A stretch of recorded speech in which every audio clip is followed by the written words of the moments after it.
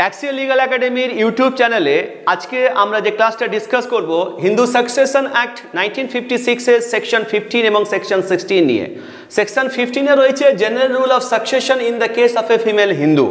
এর আগের যে ভিডিও আছে সেই ভিডিওতে আমরা দেখিয়েছি general rule of succession in the case of a males. সেখানে সেকশন 8 থেকে নিয়ে সেকশন 11 পর্যন্ত আমরা ডিসকাস করেছি, কিন্তু আজকে যেটা আমরা ডিসকাস করব সেকশন 15 এর মধ্যে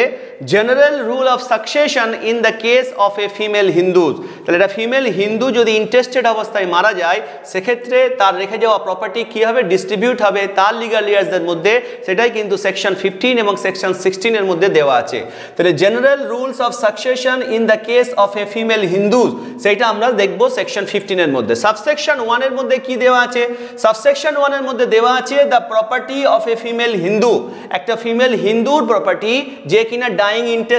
ইন্টেস্টেড অবস্থায় মারা গিয়েছে, বলছে সেই প্রপার্টিটা শ্যাল ডিভলভ, সেই প্রপার্টিটা ডিস্ট্রিবিউট হবে, ডিভলভ হবে according to the rules set out in section 16। খুব ইম্পর্টেন্ট, সেকশন 16 এর মধ্যে যে রুলসের কথা উল্লেখ করে দেওয়া আছে, আমরা সেকশন 16টা একটু পরেই আমরা দেখব। সেই সেকশন 16 এর যে রুলস আছে সেই রুলস অনুসারে এই ফিমেল হিন্দু রেখে যাওয়া প্রপার্টি সেই লিগাল ইয়ার্সদের মধ্যে কীভাবে ডিভলভ হবে সেটা সেকশন 16 এর রুলস অনুসারে হবে। কিন্তু সেকশন 16 এর যে রুলসটা অ্যাপ্লিকেবল হবে কাদের ওপরে, যে লিগাল ইয়ার্স তাদের কথা কিন্তু সেকশন 15 এর সাবসেকশন 1 এর মধ্যেই কিন্তু উল্লেখ করে দেওয়া আছে। তাহলে সেকশন 15 এর সাবসেকশন 1 এ আমরা কি দেখতে পেলাম? যদি কোনো একটা ফিমেল হিন্দু ইন্টেস্টেড অবস্থায় যদি মারা গিয়ে থাকে তার প্রপার্টিটা কারা পেতে এন্টাইটেল হবে সেটা clause A B C D E এর মধ্যে কিন্তু দিয়ে দেওয়া আছে, এবং যারা পেতে এন্টাইটেল হবে তাদের মধ্যে কোন রুলস অনুসারে সেই প্রপার্টিটা ডিভলভ হবে সেটা সেকশন 16 এর মধ্যে দেওয়া আছে। সেটা আমরা আরেকটু পরে আমরা সেটাকে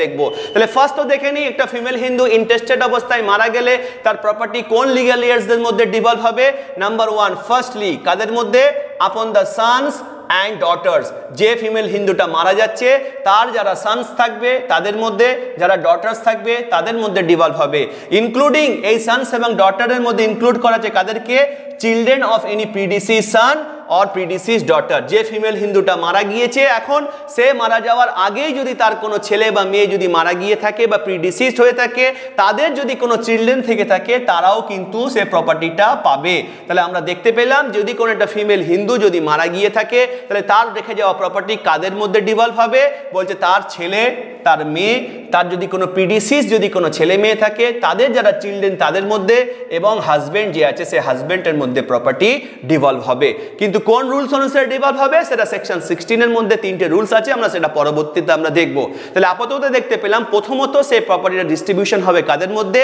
যে ফিমেল হিন্দুটা মারা গিয়েছে তার যারা সন্স, ডটার্স, যারা হাজব্যান্ড তার মধ্যে, এবং যদি কোনো প্রিডিসিজ ছেলে বা মেয়ে যদি কোনো চিলড্রেন থেকে থাকে তাদের মধ্যে।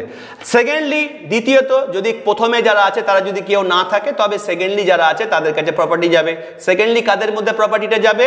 Upon the years of the husband. Husband যদি না থাকে, হাজব্যান্ড যদি মারা গিয়ে থাকে সেখান থেকে কি হবে? হাজব্যান্ডের যারা লিগাল ইয়ার্স আছে তাদের মধ্যে প্রপার্টি যাবে। এখন হাজব্যান্ডের লিগাল ইয়ার্স বলতে কি বোঝাচ্ছে? হাজব্যান্ড একজন মেল হিন্দু, তাহলে একজন মেল হিন্দু মারা গেলে তার যারা ক্লাস 1 ইয়ার আছে, যারা ক্লাস 2 ইয়ার্স আছে, যারা অ্যাগনেট এবং কগনেট রয়েছে, তারা যারা আছে লিগাল ইয়ার্স হাজব্যান্ডের, তারা কিন্তু এই প্রপার্টিটা পেতে এন্টাইটেল হয়ে যাবে। থার্ডলি, তৃতীয়ত কাদের কথা বলা আছে? Upon the mother and father. Father এবং মাদার বলতে কার বোঝাচ্ছে? যে ফিমেল হিন্দুটা মারা গিয়েছে সেই ফিমেল হিন্দুটার বাবা এবং মা তাদের কাছে প্রপার্টিটি যাবে। কখন যাবে? যদি ফার্স্টলি তার কোনো ছেলে, কোনো মেয়ে বা প্রিডিসিজ ছেলে মেয়ের যদি কোনো চিলড্রেন বা হাজব্যান্ড যদি না থাকে, হাজব্যান্ডের যদি কোনো লিগাল ইয়ার্স না থাকে, তখন বলছে যারা মা এবং বাবা যিনি রয়েছেন তাদের কাছে প্রপার্টি যাবে। যদি মা বাবা যদি না থাকে, ফোর্থলি বলছে upon the years of the father. বাবার যারা লিগাল ইয়ার্স আছে তাদের কাছে প্রপার্টি যাবে। এবং লাস্টলি বলছে যদি বাবারও লিগাল ইয়ার্স না থাকে, upon the years of the mother, তখন মায়ের যারা লিগাল ইয়ার্স আছে তাদের কাছে প্রপার্টি যাবে। তাহলে সেকশন 15 এর general rule of succession in the case of a female Hindus আমরা দেখতে পেলাম যদি কোনো একটা ফিমেল হিন্দু ইন্টেস্টেড অবস্থায় মারা যায় এবং at the time of death যদি কোনো প্রপার্টি রেখে মারা যায়, সেই প্রপার্টিটা কোন লিগাল ইয়ার্সদের মধ্যে ডিভলভ হবে সেই লিগাল ইয়ার্সদের কথা এখানে বলে দেওয়া আছে। কিভাবে ডিভলভ হবে সেটা সেকশন 16 এর মধ্যে দেওয়া আছে, আমরা পরবর্তীতে দেখব। তাহলে প্রথমত আমরা দেখতে পেলাম যারা মৃত যে মহিলা তার যারা ছেলে মেয়ে বা প্রিডিসিজ ছেলে মেয়ে যারা চিলড্রেন এবং হাজব্যান্ড তাদের কাছে প্রপার্টি যাবে। যদি এরা কেউ না থাকে তখন আপন দা ইয়ার্স অফ দ্য হাজব্যান্ড তাদের কাছে প্রপার্টি যাবে, হাজব্যান্ডের লিগ্যাল ইয়ার্সদের কাছে প্রপার্টি যাবে। হাজব্যান্ডের লিগ্যাল ইয়ার্স যদি না থাকে upon the mother and father তাদের কাছে প্রপার্টি যাবে। মাদার এবং ফাদার যদি না থাকে upon the years of the father property যাবে। যদি ফাদার্সের যদি কোনো লিগ্যাল ইয়ার্স না থাকে তখন upon the years of the mother property যাবে। যদি এগুলো কেউই না থাকে তখন সেই প্রপার্টিটা এস্টেট বা গভর্নমেন্টের কাছে চলে যাবে। এই ব্যাপারে পরবর্তীতে আমরা প্রভিশনস আছে সেখানে আমরা দেখব। আপাতত দেখলাম যে এই লিগ্যাল ইয়ার্স যারা আছে এদের মধ্যে প্রপার্টি যাবে। এবার আমরা দেখার চেষ্টা করব যে সাবসেকশন 2-তে কি দেওয়া আছে, দ্যাট ইজ ভেরি ইম্পর্টেন্ট। তাহলে আমরা সাবসেকশন 1-এ কি আছে সেটাকে দেখে নিলাম, এবার সাবসেকশন 2-তে আমরা কি দেওয়া আছে সেটাকে আমরা দেখব। সাবসেকশন 2-তে দেওয়া আছে যে notwithstanding anything content in subsection 1। Subsection 1-এর মধ্যে যা কিছুই উল্লেখ করা থাকুক না কেন, notwithstanding anything content in subsection 1, section 15-এর সাবসেকশন 1-এর মধ্যে যা কিছুই উল্লেখ করা থাকুক না কেন, সেখানে যা কিছুই মেনশন করে দেওয়া থাকুক না কেন, ক্লজ এতে বলছে এনি প্রপার্টি ইনহেরিটেড, খুব important, any property inherited by a female Hindu from her father or mother. তাহলে কোনো ফিমেল হিন্দু মানে যে ফিমেল হিন্দুটা এখন ডাইং ইন্টেস্টেড অবস্থায় মারা যাচ্ছে, সেই ফিমেল হিন্দুটা মারা যাওয়ার আগেই যদি কোনো প্রপার্টি ইনহেরিট করে থাকতো বাই ওয়ে অফ সাকসেশন, যদি ইনহেরিট বা সাকসিড করে থাকতো, কার কাছ থেকে? তার নিজের বাবা অথবা মায়ের কাছ থেকে। বাবা মায়ের কাছ থেকে প্রপার্টি কখন সাকসিড করা যায়? যখন বাবা মা মারা যায় এবং মারা যাওয়ার টাইমে যদি ইন্টারেস্টেড অবস্থায় মারা যাওয়ার টাইমে যদি কোনো প্রপার্টি রেখে মারা যায়, সেই বাবা মায়ের রেখে যাওয়া প্রপার্টি যখন কোনো ফিমেল হিন্দু ইনহেরিট করেছিল, সেই ইনহেরিট করা প্রপার্টিটা রেখে যদি এখন সেই ফিমেল হিন্দুটা যদি মারা যায়, বলছে সেই ইনহেরিটেড প্রপার্টি যেটা বাবা মার কাছ থেকে ইনহেরিট করেছিল ফিমেল হিন্দুটা, সেই ইনহেরিটেড প্রপার্টিটা শ্যাল ডিভলভ। সেই প্রপার্টিটা কাদের মধ্যে ডিভলভ হবে? তাহলে এই যে প্রপার্টিটা কথা বলছি আমরা, এই প্রপার্টিটা কিন্তু ফিমেল হিন্দুটার কোনো সেলফ অ্যাকোয়ার্ড প্রপার্টি নয়, যেটা নিজে পারচেজ করেছিল বা অন্য কোনোভাবে সে অ্যাকোয়ার্ড করেছিল। এখানে সেই প্রপার্টির কথা বলা হচ্ছে না, এখানে শুধুমাত্র সেই প্রপার্টিটুকুর কথা বলা হচ্ছে যে প্রপার্টিটা একটা ফিমেল হিন্দু তার নিজের বাবা মার কাছ থেকে ইনহেরিট করেছিল বাবা মার মৃত্যুর পরে, সেই ইনহেরিটেড বা সাকসিড হওয়া প্রপার্টিটার কথা এখানে বলা হচ্ছে। বলে সেই ফিমেল হিন্দু যে তার নিজের মা বাবার কাছ থেকে প্রপার্টি ইনহেরিট করেছিল, সেই ইনহেরিটেড প্রপার্টিটা কাদের মধ্যে ডিভলভ হবে বা কিভাবে ডিভলভ হবে? বলছে সাবসেকশন 1-এর মধ্যে যে আমরা এয়ার্সগুলোর কথা দেখলাম, যা কিছুই উল্লেখ করা আছে দেখলাম, বলে সেটাকে ব্যতি রেখে সেটাকে বাদ দিয়ে যদি কোনো ফিমেল হিন্দু তার নিজের মা বাবার কাছ থেকে কোনো প্রপার্টি যদি ইনহেরিট করে থাকে, শ্যাল ডিভলভ, সেই প্রপার্টি ডিভলভ হবে। বলছে in the absence of any son or daughter of the deceased, যে ডিসিজ ফিমেল হিন্দু, সেই ডিসিজ ফিমেল হিন্দুর যদি কোনো ছেলে অথবা মেয়ে যদি না থাকে, in the absence of any son and daughter, যে মারা গেল তার যদি কোনো ছেলে বা যদি মেয়ে যদি না থাকে, বলছে including the children of any predeceased son or predeceased daughter, এই তার যে কোনো ছেলে মেয়ে যদি না থাকে এটার মধ্যে ইনক্লুড করেছে, তার কোনো প্রিডিসিজ ছেলে মেয়ের যদি কোনো চিলড্রেনও যদি না থাকে, প্রিডিসিজ ছেলে মেয়ের যদি কোনো চিলড্রেন থাকে তারা প্রপার্টিটা পেয়ে যাবে। বলছে যদি কোনো ফিমেল হিন্দু ইন্টারেস্টেড অবস্থায় মারা যাওয়ার আগে তার নিজের মা বাবার কাছ থেকে যদি কোনো property by way of succession বা ইনহেরিটেন্স যদি ইনহেরিট করে থাকতো, সেই প্রপার্টিটা বলছে কি নিজের ছেলে মেয়ের অনুপস্থিতিতে, যে ফিমেল হিন্দুটা মারা যাচ্ছে, মারা যাওয়ার টাইম তার যদি নিজের কোনো ছেলে মেয়ে না থাকে, তার যদি কোনো প্রিডিসিজ ছেলে মেয়ের যদি কোনো চিলড্রেন না থাকে, তাদের অ্যাবসেন্সে কি বলছে? তাদের অ্যাবসেন্সে বলছে not upon the other heirs referred in subsection 1 in the order specified therein. In the order specified therein মানে এই সাবসেকশন 1-এ যে প্রেফারেন্সিয়াল অর্ডারের কথা দেওয়া আছে, যে এরা প্রথমে প্রেফারেন্স পাবে, তারপর বি এর প্রেফারেন্স পাবে, তারপর ক্লজ সি তে যারা তারা প্রেফারেন্স পাবে। বলছে এই যে প্রেফারেন্সিয়াল অর্ডারের কথাটা সেকশন 15-এর সাবসেকশন 1-এর কথা উল্লেখ করে দেওয়া আছে, বলছে সেই স্পেসিফাইড যে প্রেফারেন্সিয়াল অর্ডার, সেই প্রেফারেন্সিয়াল অর্ডার অনুসারে অন্যান্য যারা লিগ্যাল ইয়ার্স আছে তাদের কাছে কিন্তু যাবে না। বলছে কাদের কাছে যাবে? But upon the years of the father, বাবার যারা লিগ্যাল ইয়ার্স আছে তাদের কাছে প্রপার্টিটা চলে যাবে। তাহলে খুব ইম্পর্টেন্ট। তাহলে আমরা কি দেখতে পেলাম? যে not upon the others years referred in subsection 1। তাহলে আমরা জেনারেলি কি বললাম? আমরা যদি এটাকে ক্লিয়ার করে দিই তাহলে আমরা দেখতে পাবো আমরা কি বলেছিলাম আগে। আমরা এটাই বলেছিলাম যদি এই ক্লজ এতে যারা রয়েছে এরা যদি না থাকে, মানে ছেলে এবং যদি মেয়ে না থাকে, তাহলে কারা প্রপার্টি পেতে এন্টাইটেল হবে? Upon the years of the হাজব্যান্ডের যারা লিগ্যাল ইয়ার্স আছে এরা প্রপার্টি পেতে এন্টাইটেল হবে। কিন্তু আমরা সেকশন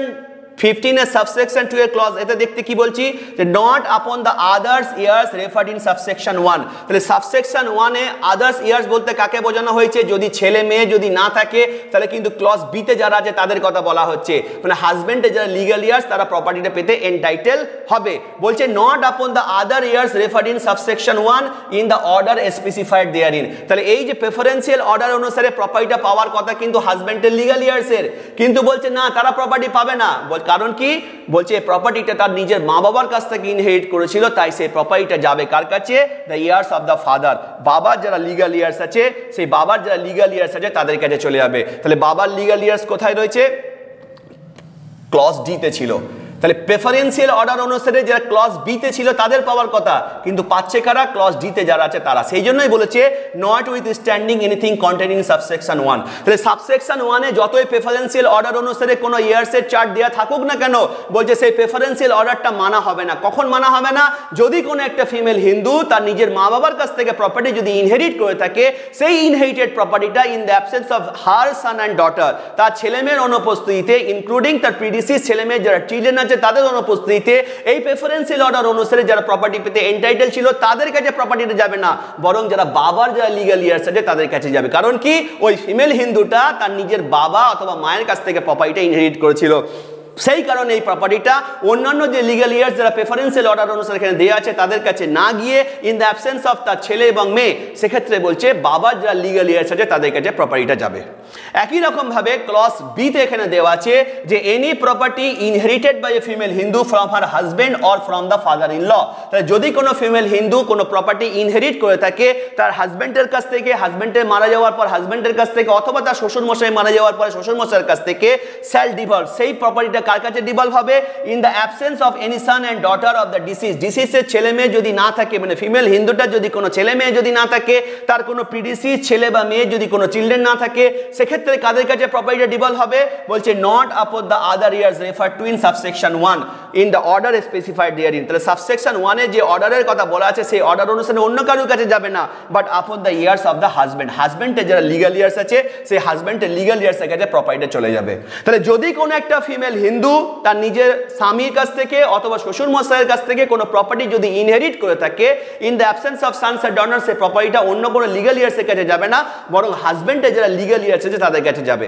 তাহলে কিন্তু খুব ইম্পর্টেন্ট একটা জিনিস কোন একটা ফিমেল হিন্দু যখন মারা যাচ্ছে সেই ফিমেল হিন্দু মারা যাওয়ার টাইমে যে প্রপার্টিটা রেখে যাচ্ছে সেই প্রপার্টিটা কি সেলফ রেকর্ড প্রপার্টি নাকি ইনহেরিটেড প্রপার্টি তার উপর ডিপেন্ড করছে সাকসেশনটা কি হবে যদি কোনো সেলফ রেকর্ড প্রপার্টি হয়ে থাকে যেটা নিজের পয়সায় সে কিনেছিল সেক্ষেত্রে কিন্তু এই সেকশন 15 এর সাবসেকশন 1 অনুসারে যে প্রেফারেন্সিয়াল যে অর্ডারটা দেওয়া আছে ইয়ার্সদের সেই প্রেফারেন্সিয়াল অর্ডার অনুসারে কিন্তু এই প্রপার্টিটা কিন্তু ডিভলভ হবে কিন্তু যদি কোনো ফিমেল হিন্দু কোনো প্রপার্টি ইনহেরিট করে থাকে সেই প্রপার্টিটা যদি ইনহেরিট করে থাকে তার নিজের বাবা অথবা মায়ের কাছ থেকে সেক্ষেত্রে সেকশন 15 এর সাবসেকশন 2 এর ক্লজ এ অনুসারে সেই প্রপার্টিটা কিন্তু in the absence of a sons and daughter বা including the children of his predeceased sons and daughter কার কাছে যাবে ইয়ার্স অফ দ্য ফাদার বাবার যারা লিগ্যাল ইয়ার্স আছে তাদের কাছে প্রপার্টিটা চলে যাবে আর একই রকম ভাবে কোনো ফিমেল হিন্দু যদি কোনো প্রপার্টি ইনহেরিট করে থাকে তার স্বামীর কাছ থেকে অথবা তার শ্বশুর মশাইয়ের কাছ থেকে তার ছেলেমেয়ের অনুপস্থিতিতে সেই প্রপার্টিটা কিন্তু অন্য কোনো লিগ্যাল ইয়ার্সের কাছে যাবে না যেটা সেকশন 15 এর সাবসেকশন 1 এর উল্লেখ করা আছে বরং যারা হাজবেন্ডের যারা লিগ্যাল ইয়ার্স আছে তাদের কাছে প্রপার্টিটা যাবে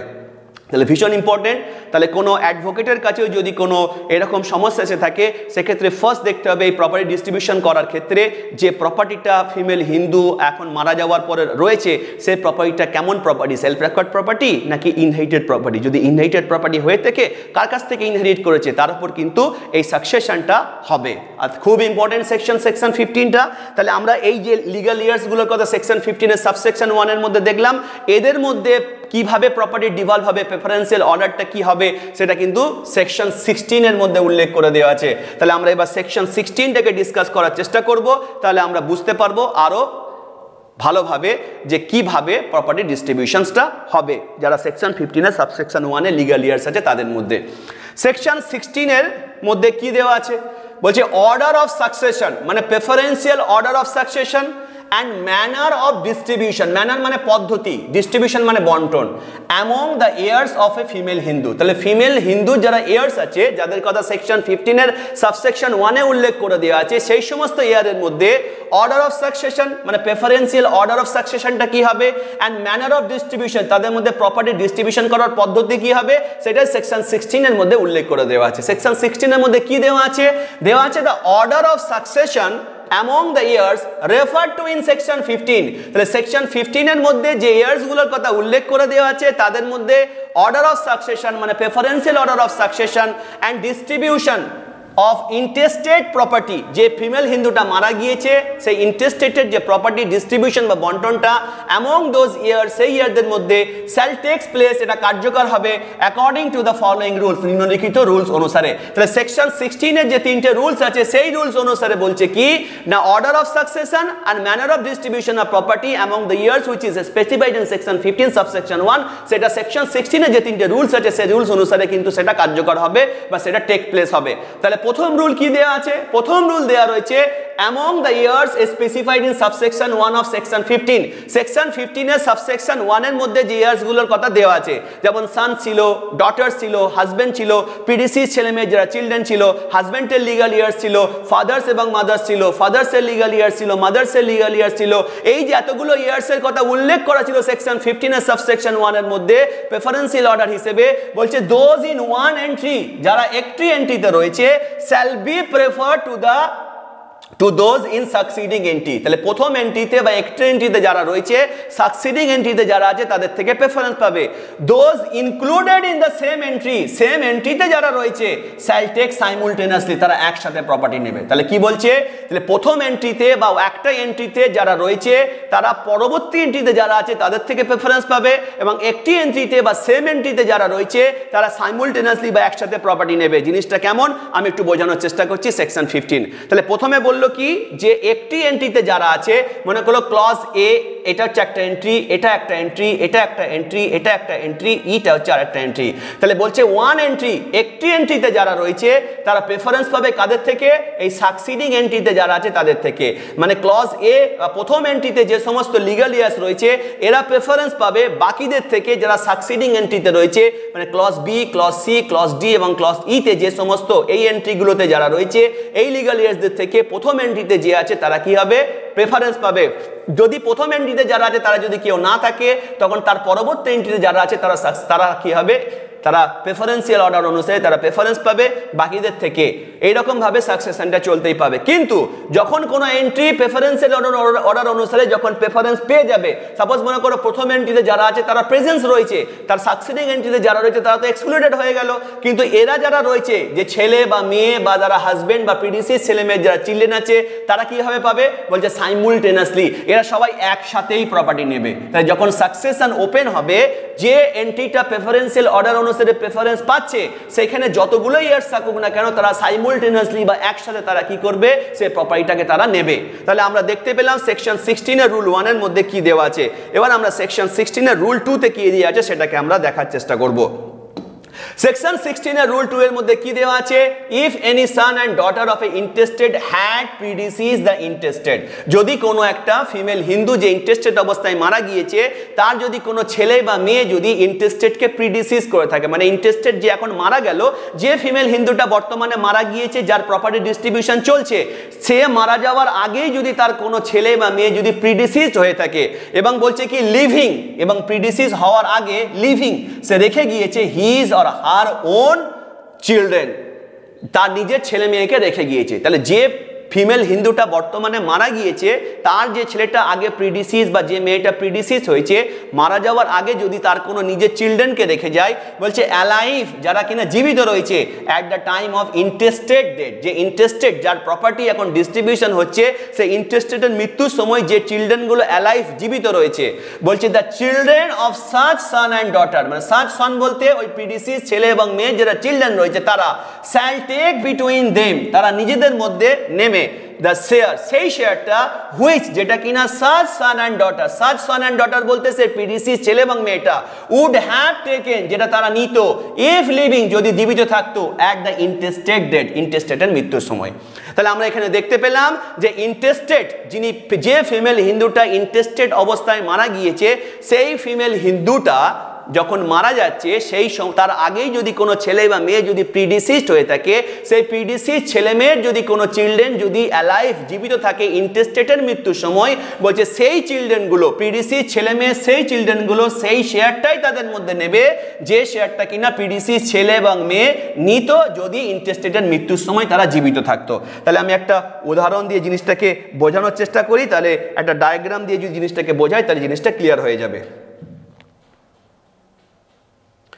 একটা ডায়াগ্রাম দিয়ে যদি জিনিসটাকে আমি বোঝাই তাহলে জিনিসটা ক্লিয়ার হয়ে যাবে। সাপোজ মনে করো একটা ফিমেল হিন্দু,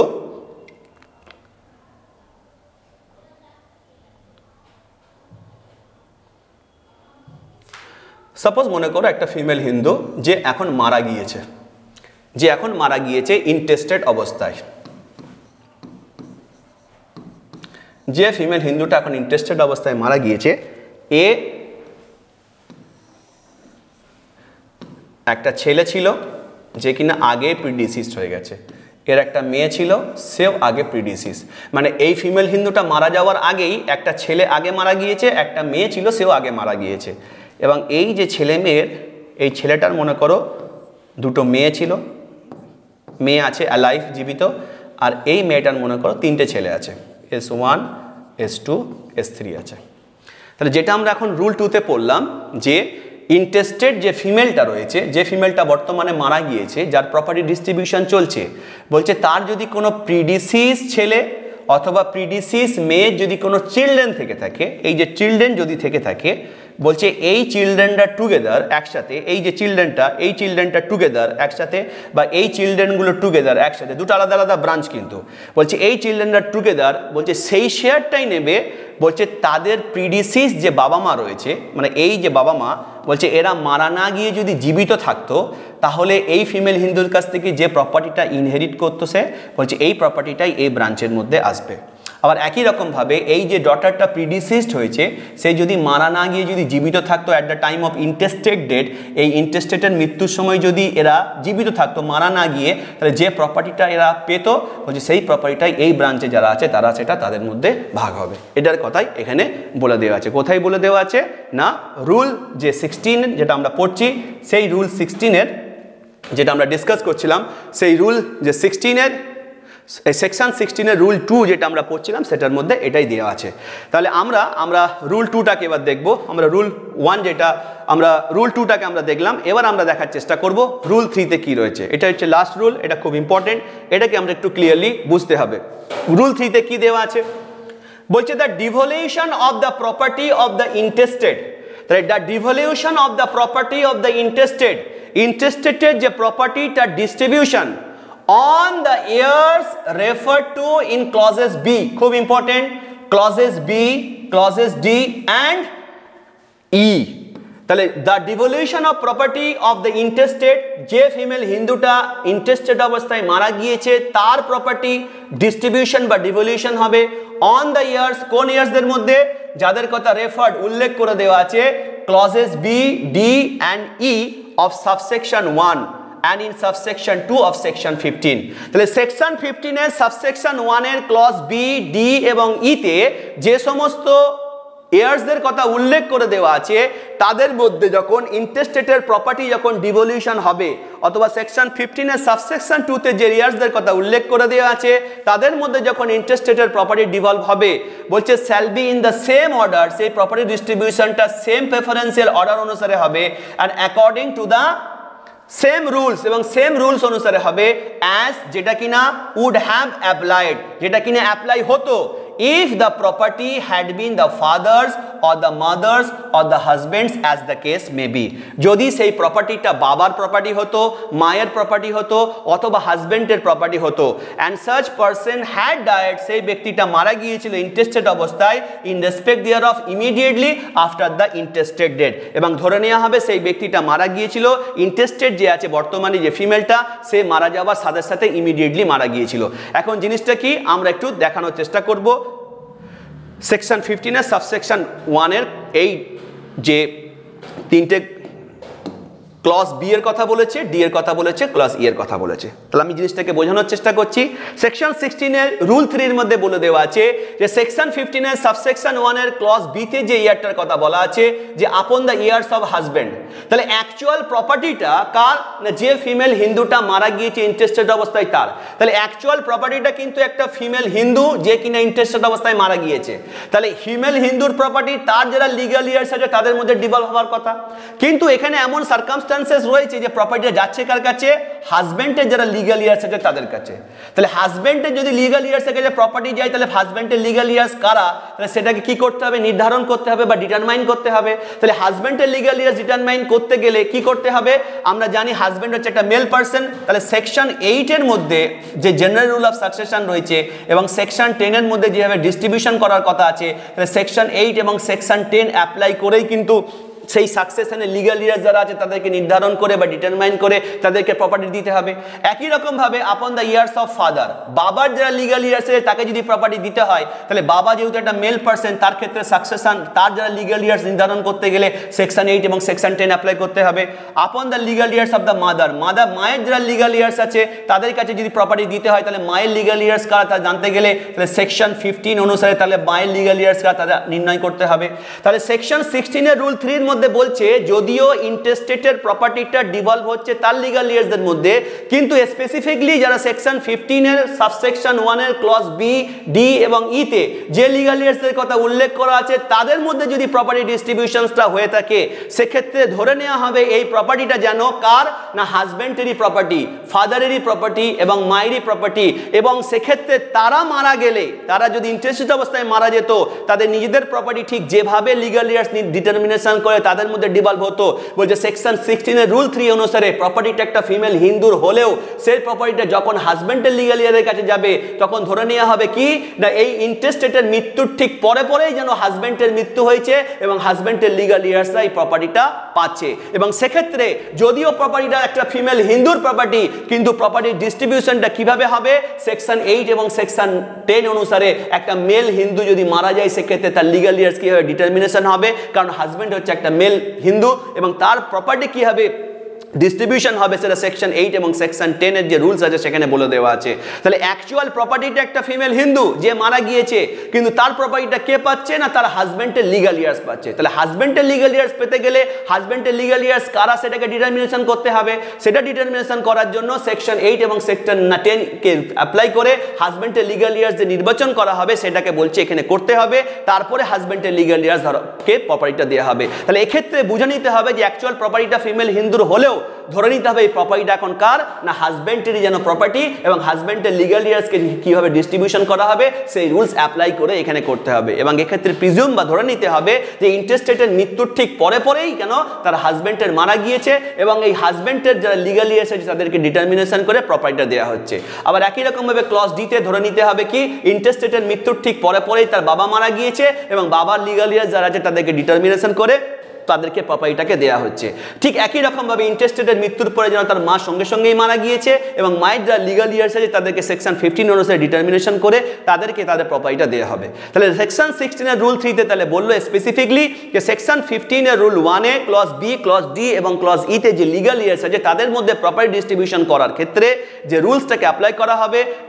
যার লিগ্যাল ইয়ার্সকে প্রপার্টি ডিস্ট্রিবিউশন করা হবে তার যে সাকসেশন যেভাবে হয় সেইভাবেই কিন্তু প্রপার্টিটা তাদের মধ্যে ডিস্ট্রিবিউশন করা হবে। তাহলে আমরা আজকের যে ভিডিও সেই ভিডিওর মধ্যে সেকশন 15 এবং সেকশন 16 এর যে সেকশনসগুলো রয়েছে কিভাবে general rule of succession in the case of a female সেটাকে ডিসকাস করার চেষ্টা করলাম। ভীষণ ইম্পর্টেন্ট পরীক্ষার জন্য আজকের ভিডিওটা এখান পর্যন্তই থাকবে। Thank you so much.